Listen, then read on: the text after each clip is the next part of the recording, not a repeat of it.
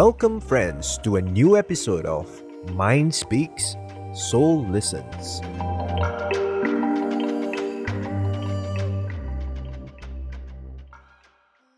The views and opinions expressed by the speakers in this recording are solely based on their own individual perspectives and experiences.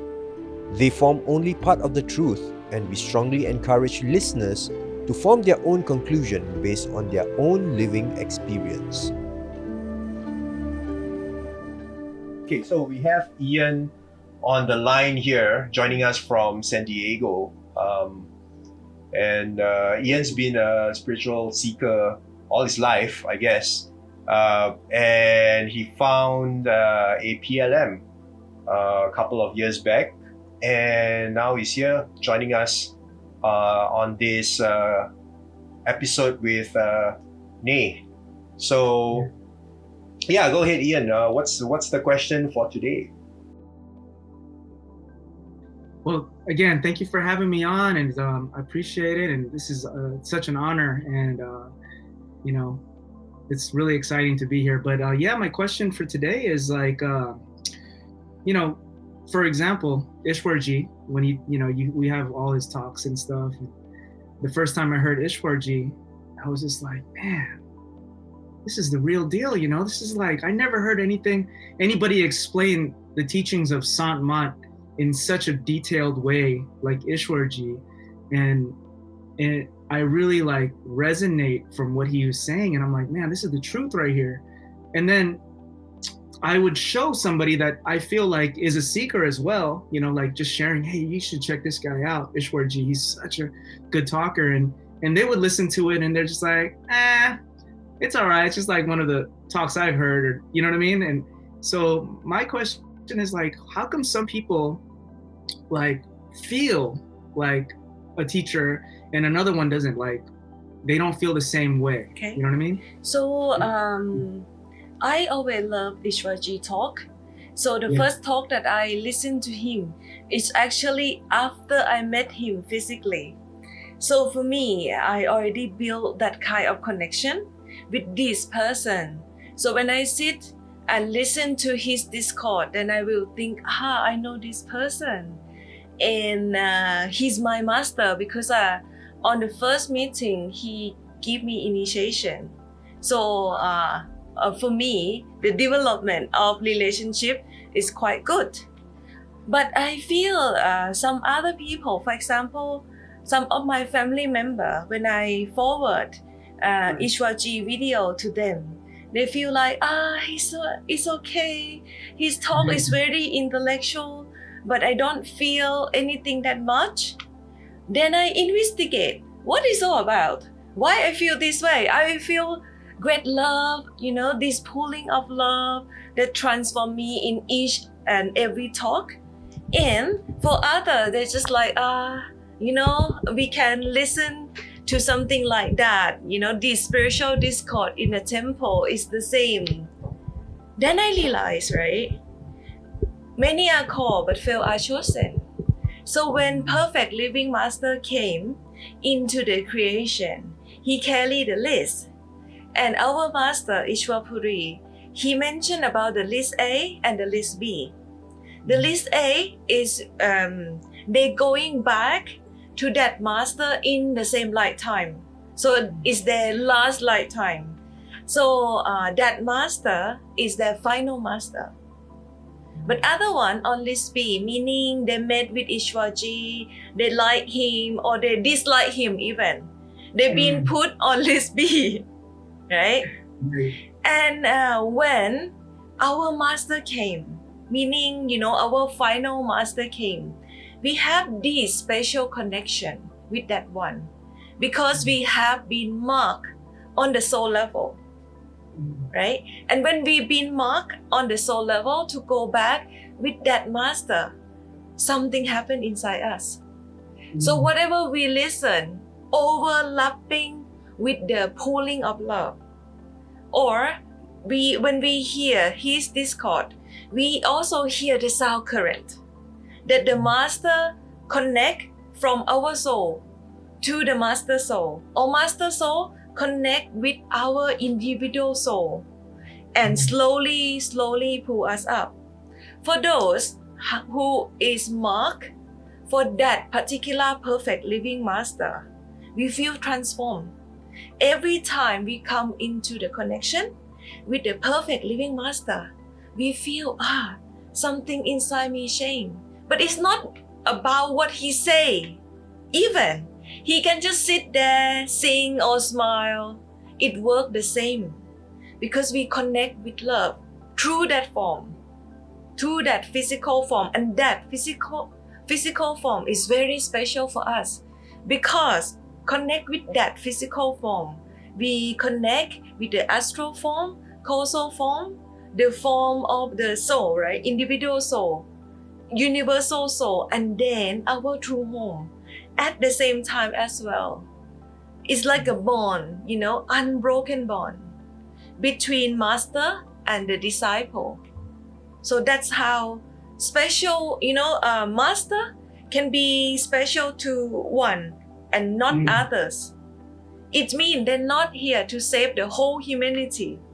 They came here to save only their marked soul who been marked on the list and will go back home with them. It's like a customizable path. It's like custom for each person, right? Like, Yes, right? yes, that's right. Yeah. Okay. That's kind of like from a point of view of someone with a master disciple relationship.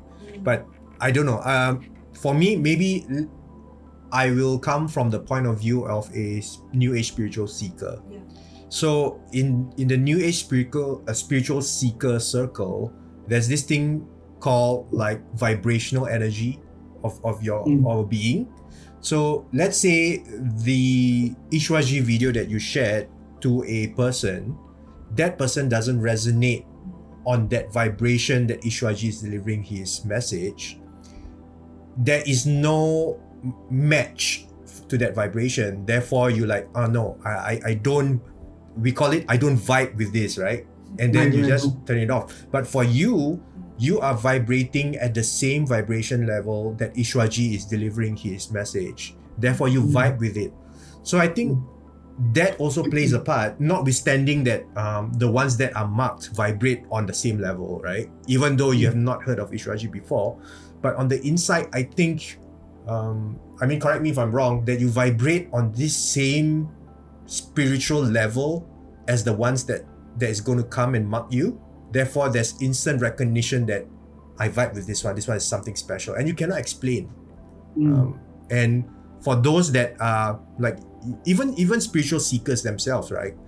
On the onset of the physical form, you see that this guy is the real deal. He's been meditating in the temple for 40 years, right? Man, I'm going to share with him Ishwaji and hope he goes to the next level, right? But then they don't resonate. So to me, I've tried this before with some of my friends who are spiritual seekers. They are more superior in meditation techniques than me. They've done like 20-30 years. But when I share Ishwaji video, they feel like, nah, man, no, I don't vibe with this one, Instead, they try to promote their own guru. So I feel that, like what Name mentioned, that it has to do with the marking, right? But I think from an ethereal perspective, your vibrational level or spiritual vibrational do play a part, in my opinion. Yeah. So I feel that, what Takin said, it make a good point. From the spiritual standpoint, if I put into a picture so you guys can understand better, it's like we already have a seed of seeking, this seed of love inside us. Master actually the one who plant that seed within our soul before we come down to join this play of illusion. So one day when we start seeking in our heart, it's like we have glimpsed a little bit of that seed of love, but we don't know how to activate it, how to make it grow. So then Master in the physical form who actually plant that seed from our true home have to appear physically and say, hey, look, I will teach you how to water your seed of love. I will help you activate that seed. In some tradition, that's why they say that master hold the key and he give the key to us to open inside our spiritual door that sit here. So they give that key for us ourselves using our free will, right? To exit inside and open that door. The door to where? To know ourselves, to know our true self. So that's why, I see the concept of New Age, but I also feel that this is all part. This is from the old teaching, ancient teaching, since in the time immemorial, since the first master appeared on this planet, it's the same teaching. But when we translate into tradition, into culture, it just goes separate way. It look different. But whoever sit and withdraw attention and experience firsthand within himself or herself will feel that, oh, this is the same. Every religion in the core teaching is the same. Every part in their core teaching is the same. Doing what? To find their true self inside, in whichever method. No, it's very true. So my question to you, so for example, I just want to say, like your case, right?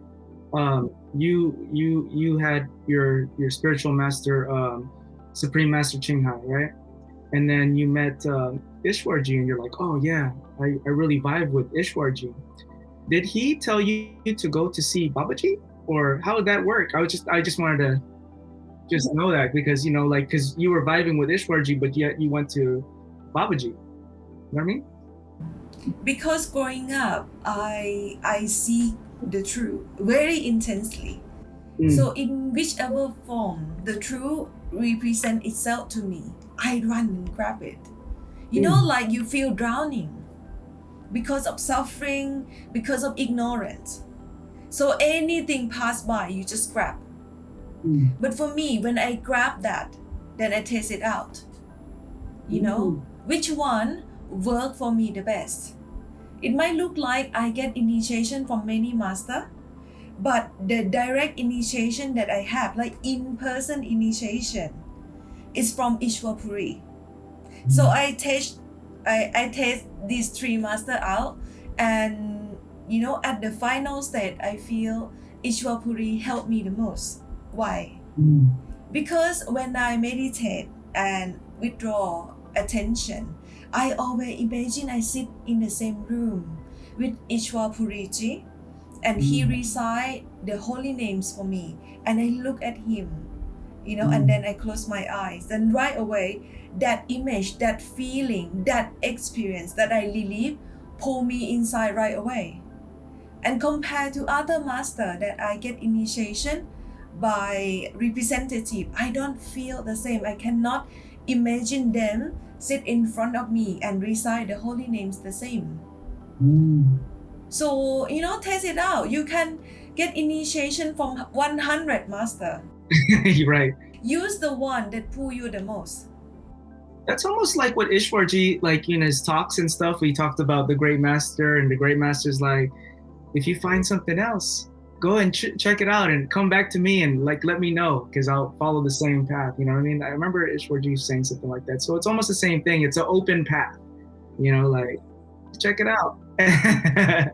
Yeah, I just want to add, I think I heard before, I don't know, there was one master that say spirituality, the relationship between a disciple and a master is not a marriage, It's not like a conditional marriage where, okay, we sign on the dotted line, you have initiated me, therefore I belong to you forever, till, something happens between us, then, we go through a spiritual divorce, right? Undo my initiation, for example. It feels like it sometimes, Right. Right. So to me, I think the relationship between a master should be seen as a bond. an unbreakable bond that traverse lifetimes, you know. So you realize at the last leg of your experience here in the creation realms, right, that man, I've been with this one since the beginning of time, right? And then you realize, okay, we've been together all along, it's time to go. And it's not just the recent character that initiated you. Some of us realize that maybe we have 100 PLMs and it's all the same guy coming over and over again, and yet we go through this whole, okay, let me have a go at it again, right? Like, you know, one more time, because I know how to escape. So yeah, I think it's a unbreakable bond. And I think like what I said previously, that the physical master that shares that similar timeline with you, when your timeline overlap, you meet the person physically and he's standing there in front of you, right? I mean, this bond or this form of the master should be used as a springboard for you to move in, and then you make connection with the real inner master. And then when you go back to reality, physical reality, you realize, man, the physical one is there, and I can authenticate with the physical one that I've, you know, seen him or her on the inside. And then both of you can have like a physical conversation, and also when you go into meditation, have that same inner conversation, and you feel like very blissful, because you can then cross-check with the physical one, saying, hey, you know what, during meditation today I experienced this. What does it mean? Right? And then you go to the physical one and he or she will explain to you, oh, it means this because, you know, I've experienced it before and I was there, and I was showing you like to move right, but instead you move left, you know. So yeah, so it becomes a bond, a symbiotic bond between two souls, right? But at the end of the day, both of you communicate from a soul perspective. It's just that the journey you have to take as a disciple to reach your true destination, which is to be the master himself or herself, you know. And you realize that both of you are actually one, you know. Yeah, but then in New Age spirituality, right? How can you explain this to them? Because I heard a lot of people from mindfulness background, like I'm Buddhism, they said, oh, there's no need to have any master. You can do it yourself. Yep. From your experience, what is the difference? Yeah. Okay, I ask both of you then. Yeah, so from that perspective, I coined this term the DIY spiritualist, right? I can do it myself, right? Do it yourself, right? Why do I need another master or another being telling me what to do when you told me that I have all the keys to my to the palace, right? Yeah. It's given to you. The door's not open. Why don't you just walk out, right? So a lot of people from the mindfulness path, they will undertake this journey, the journey of self-discovery, and they realize that they are the creator of the universe, right? So here's the thing. I think Ishwarji mentioned before that, you know, when you can say that it's my awareness, it's my consciousness, it's my astral body, it's my spiritual journey, you know, it's still not you, because you can associate that, you know. It's still not the person or the dreamer of sorts, you know, because you can say, oh, it's my body right now, it's my master. So there's still a difference, you know. So the word I in this mind space is still very strong. Therefore, to me, why I believe that Sanmat is really the true path is because the I ceased to exist, because, you know, everything, even my own spiritual journey, is actually the master's spiritual journey. But I'm looking at it from my own physical eyes, my own character. But at the end of the day, you have to surrender everything to the master. Even at the last stage, right? Man, I've reached the last lake, and I'm at the cliff, right? It's not even my decision to jump, it's all yours. Do, you know? So many people, I mean, coming from the mindfulness perspective, I know that it's very strong for them to do a lot of self-inquiry and self-liberation. But I still believe that at the end of the day, you have to, the ego is the last to leave, right? You have to surrender your ego, which is the last to leave and the strongest, to the master. And that's the advantage, I would say, of having a inner master. It's very, that ego, man, it's really hard to like shake off, especially, you know, if you have a really strong ego like myself.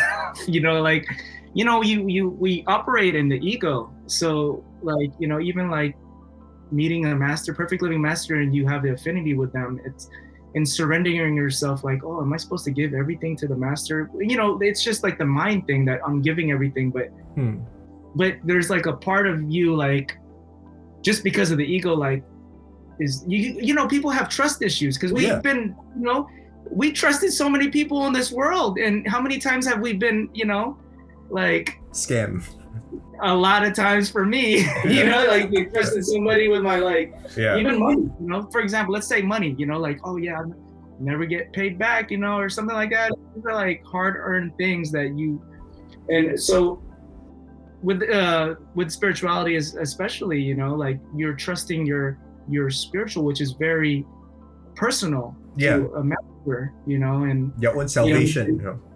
Yeah, and you hear about cults, you hear about, like, you know, all kinds of, like, how do you, you know, you still have to use your ego a little bit to, like, you know, fish through all that. Right. Right? No, I truly agree. But I see Ishwarji as a perfect role model, because whenever he does anything, he'll just turn back and say, I'm not doing this for you. I'm doing this for this man here. Right?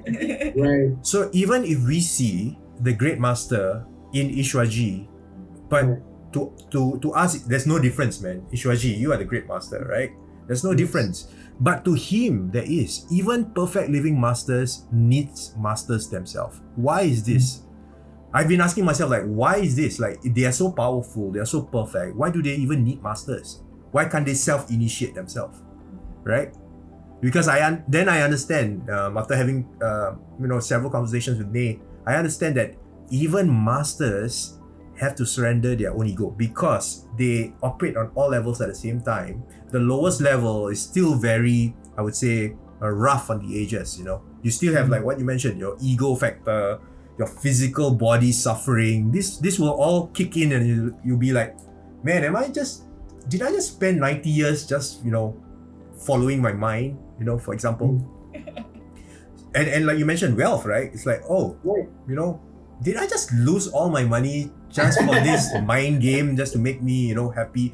But if you just shift your perspective, right, that money is not yours to begin with, it's all masters. Then you feel, man, okay, great. So I'm the custodian of this wealth, right? So now I'll use master. Tell me what to do, right? With this. You know, so for like the new initiates, for example, that are searching for example, like let's say they go to any master. I mean, if you see like all these masters on TV, let's example like Sadhguru, right? For example, he's got millions of followers. You know, even Babaji, millions of followers. You know, and you know, it's very rare for people to actually meet a master and be personal with a master and create that love and devotion with a master. And all these people are trying to do the same thing that we're trying to do. But how is it that, you know, like let's say us, I feel like we're blessed enough to like actually, you know, Ishwarji, we get to meet him personally, we get to see him, touch him. And some masters, you know, perfect living masters or whatnot, we don't even, it's hard to even reach them. You see them like, you know, maybe like not even like half a mile away, and you see them in a big screen, you know. And I feel like, you know, these people that are seeking, it's a struggle to find somebody like a perfect living master. And there's not that many perfect living masters in this world, from what I was told, right? Yeah. How can they get that? I mean, is it just spiritual? Like, is it the luck of the draw? You know, like I don't think it's the luck of the draw. I think it boils down to your own spiritual journey and education level. Because if you see it from a worldly perspective, like for schools, for example, right? Like the lower the level of education, the bigger the classroom is. And then when you reach a PhD level, there's not much difference between you and your professor, especially if you are at the prime, like cream of the crop of the class, right? Yeah. You'll be like, you know what? Yeah. The only thing that separates both of us is just that certificate and that doctorate. You know, both of us essentially. When I get that tomorrow, if I get my doctor's degree, and then I'll be in your position, right? Yeah. And that's the only thing that's different, that graduation. So, like what I mentioned to you, yeah, when you have millions of followers, like what Nay previously said in this conversation, many are called, few are chosen. So your level of understanding in spirituality actually determines. It's not what you do physically, actually. It's more on the inside. Because sometimes you can just be like, you know, fresh off the boat and say, what's Sanmat all about? Tell me. But you know, you're just like a piece of firewood, right? You are dry, prime for ignition. The slightest spark can just ignite that firewood. Whereas most of us are just like the same firewood, but we are just wet, too wet to ignite any fire.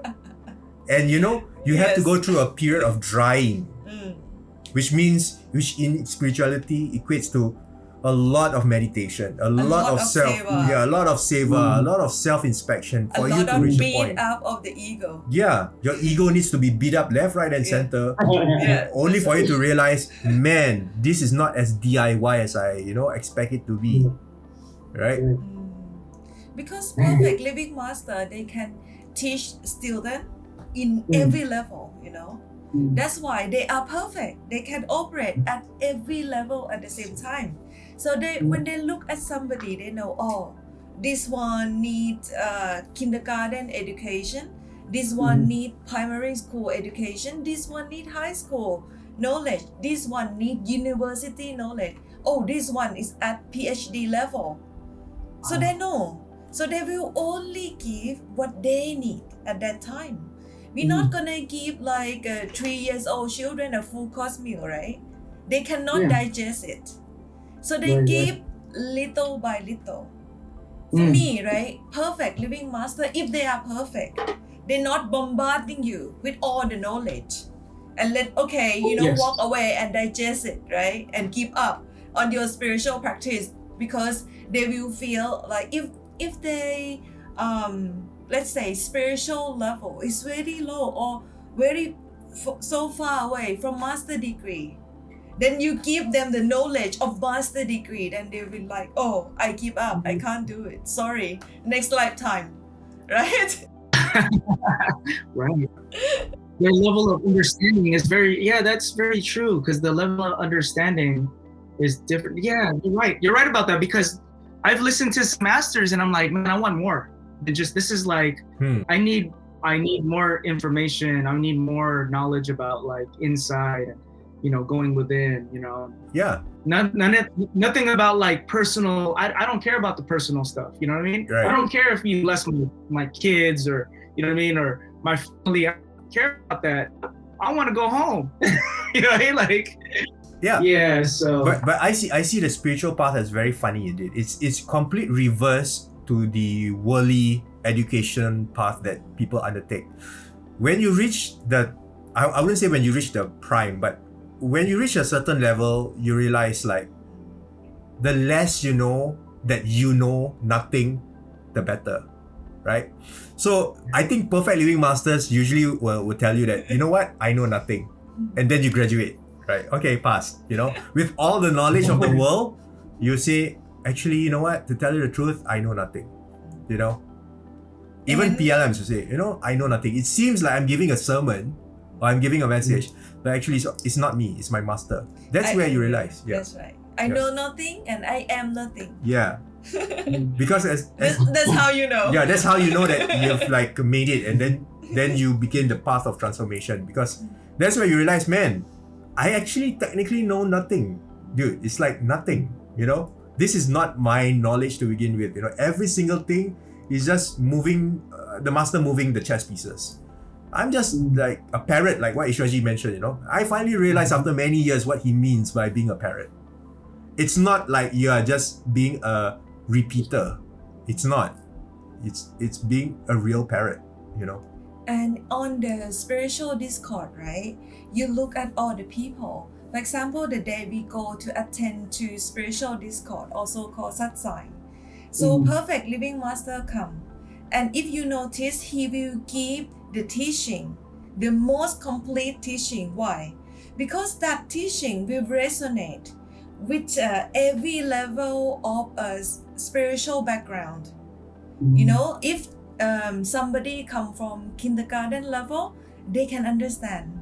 If somebody come from university level, they also can understand.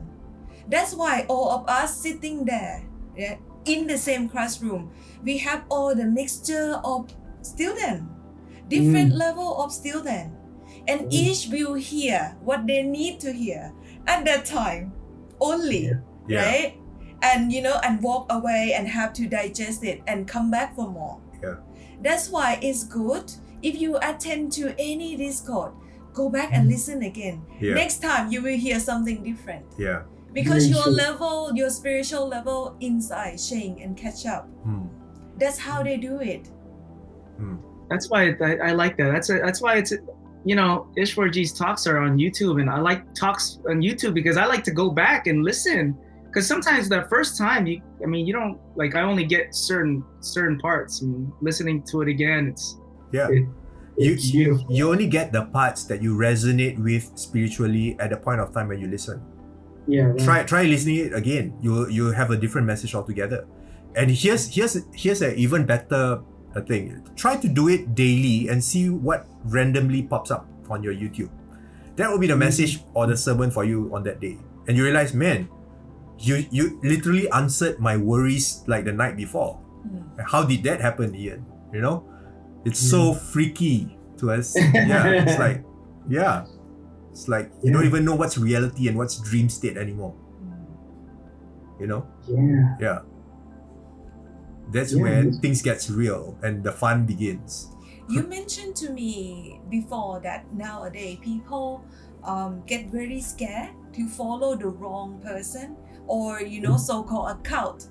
How can you validate what you are following is not a cult? Tell me. Yeah. How? For all you know, you could be talking to For cultists. me, I don't know. For me, it's the cult is like if they bind you, and it's like you can't leave. I'm sorry, you can't search anything.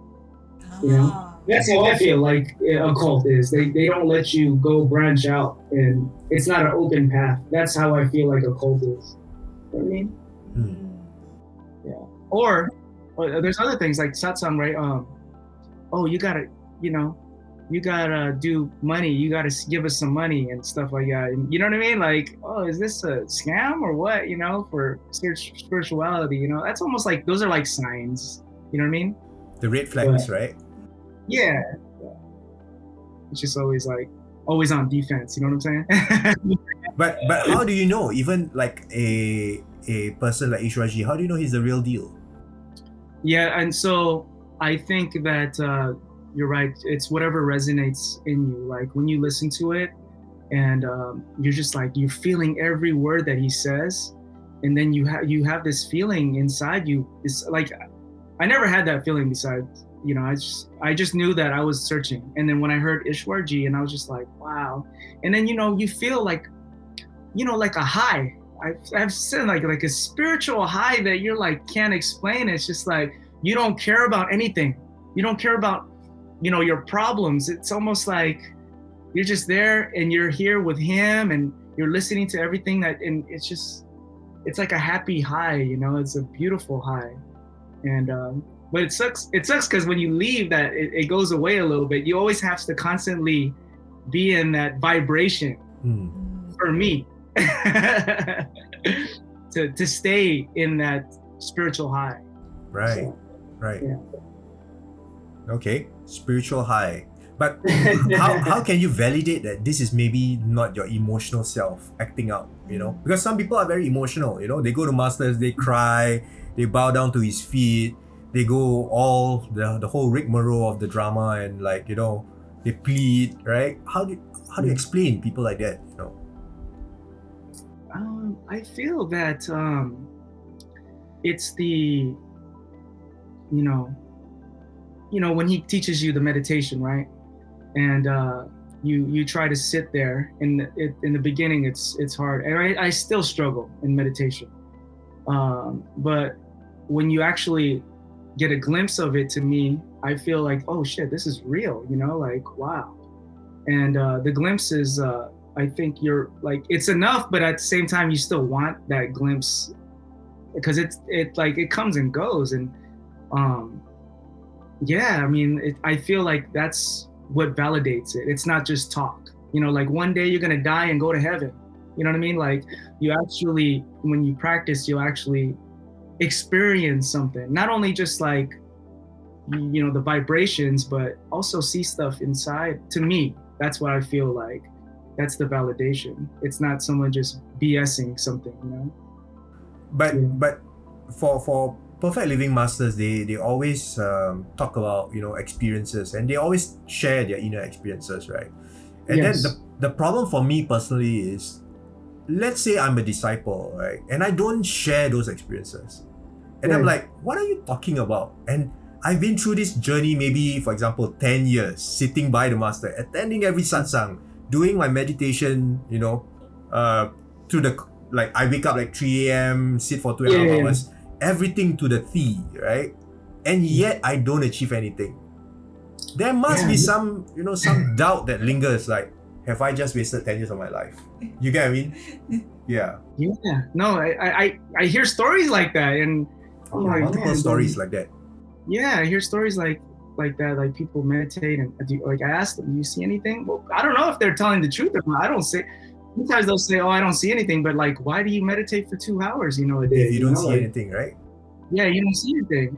There's people that I know that meditate for a long time, and I'm like, I can't even sit for 5 minutes sometimes, like. So And, to me, it doesn't add up, right? It's like, the Yes, path no. of effort doesn't add up to the reward, Right. People might not see anything till the day they die. So why are we, the question is, why then are we still doing this? Yeah, like I said to all of you in the beginning, right? Master is not the one who take the key and open the door inside for you. Master come, give you the key, and when the time is right, that you really need to go inside, withdraw attention inside, you use the same key, open the spiritual door for you. I feel a lot of people follow this spirituality in the wrong way. They're thinking, they replace this with their religion. And they practice their attention still outside. Even sit in meditation, they put their attention outside. Oh, Master, show me. Please, radiant form, please come, right? I want to see. That's still happening separate and outside yourself. Because they separate themselves and the Master and not operate in the oneness. Withdraw attention means you withdraw to the point of, nothingness, zero. And then from that point, you get pulled inside. That's how, you yourself using your own free will to activate the spiritual door that lie inside. That's why, if they don't have the right understanding of withdrawal of attention, they can sit there for 40 years even. I found somebody 40 years, 50 years, have no experience, don't feel the pull of love, yet still follow the spiritual path because their family follow it. And then it become tradition. It become ritual. They follow but using their mind, but not using their soul to practice. I think that's interesting that you said that, because some people, for example, I've seen people that's like let's say, for example, they see Ishwarji and they meet him for the first time, they know it's the truth and they can go in easily. And some people like me, like, yeah, I know it's the truth, but I can't go in easily. But for me, like, I remember Ishwarji says,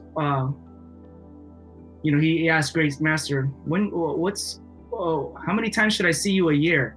He's like, once a day or something like that, or if you can't do once a day, once a week. If you can't see the master once a week, once a month, and then it goes once a year. I feel that it's really important to actually be in the physical presence of a master too, for yourself to like, if you want to go within, it really helps in your meditation to see a master as much as you can, because the vibrations that the master has, it pulls you inside versus outside. Where like right when I leave a satsangar, like if I went to see Ishwarji in Chicago, I'll come back out here, I'm high for a little bit, and then after a while, people start coming and problems start showing up, and it starts going down, and I start doing my meditation. My meditation's good, and then after a week, it starts going lower and lower and lower. And I feel that for my case, I have to always be in contact with the master for me to progress. You see what I'm saying? Like to progress with him. I don't know. I think it's an individual thing. So Some you people said can it's the importance of the living master. For the lifestyle nowadays that we get our attention pulled outside, everything is out there to get our attention, right? The physical master is much needed to become your friend in daily life. Is that true? Yes, I believe so. I believe that you always have to be in contact with the master, especially if you can't see them within right away, until you build that relationship with the master, as far as like even like conversations or just being around that person. It actually helps your meditation because you're always in contact with them in that vibration. I feel like it helps easier in meditation. Yeah, it could be just your level and stuff. I don't know. I mean, here's a controversial viewpoint. So let's say tomorrow you wake up and you see Ishwarji's radiant form, right? Then what? I can die. Oh, that's it. Take me home. Yeah. So because Ishwarji used to mention this, that when you connect with the inner master, you'll be lonely no more, right? You won't be lonely.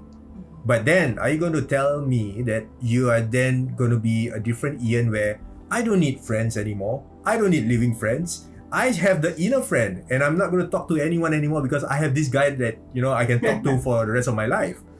You get what I mean? So yeah, it's true. Are you going to be that Ian, or just imagine yourself having that radiant form?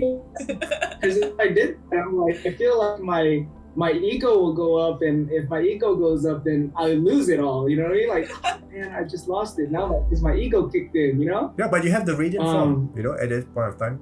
But that's true. Yeah. Yeah. So I feel like I do. Like, double-edged sword. See the radiant form. What's that? It's a double-edged sword, right? Like you give all the inner experience to you, then do you abandon your outer experience? You say, we don't need you anymore, guys. Bye. Leaving the WhatsApp group or whatever. Like, bye, guys. Right? Yeah, but actually, I think you'll just be like, you'll be like, wow, this is real. This path is really real. Like I can see. It's a validation. You need validation from outside too. So it's better you have master as the outside person and the inside master as well. So inner and outer master at the same time. Then I'm living this experience outside, and when I withdraw attention, I'm also live the same experience. That's now that how it's true. Yes. Otherwise, your mind can tempt you. Your mind can just manifest, master in radiant form, so beautiful, and saying like, hey, Ian, live your physical experience. Join me. Yeah. Live your life in meditation all the time. Cut everybody off. Stop going to work. Stop. Give attention to your family. Yeah. And what is the good? What is the use, of your human experience here? Yeah. You just leave your family members and okay, Ian, I'm going to show you everything. Shows you all the astral form, you flying here, flying there. And then you'll be like, you forgot to be human anymore. And then, is this progress for you? I mean, in my opinion, like, is this going to be termed as I've made it, right? Yeah. That's good. Right? Well, yeah, I guess for me, probably just like, hey, whatever you want me to do now, like, because I believe it. I believe you, this is real, what do you want me to do? What's my life now? You know, because honestly, you tell me I still have to do my responsibilities. You want me to do my responsibilities, I'll do it in your name. You know what I mean? But you know, Ishwar Puriji always say to us that we should enjoy our physical experience, our human experience. Yeah. He is a perfect living master. Why? Because perfect living master, they have to operate perfectly in every realm of awareness, including the human self. The human self have to enjoy and embrace that character fully as well. Do you understand? Then they can do it, you know, as perfect as astral form, causal form, you know, as a soul, you know, and as the Lord as well at the same time. You see, the perfect one never neglect their human experience. That's it for today's episode. If you'd like to listen to more content like this one, please follow and like our channel. Links can be found in the description. See you next time, and thank you for listening.